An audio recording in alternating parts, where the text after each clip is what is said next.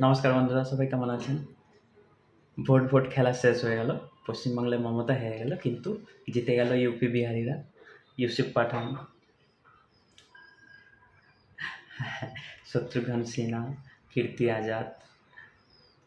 মমতা হেরেও সব বিহারের দিকে জিতিয়ে দিল, ইউপি বিহারিওয়ালার দিকে।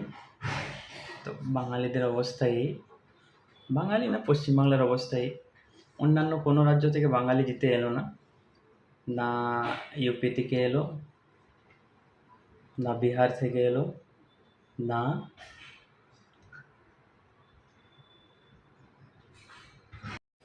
না গুজরাট থেকে জিতলো। শালা এত এত বাঙালি এত এত ভিন রাজ্যে রয়েছে, কেউ একটা ক্যান্ডিডেট হলো না বাঙালি।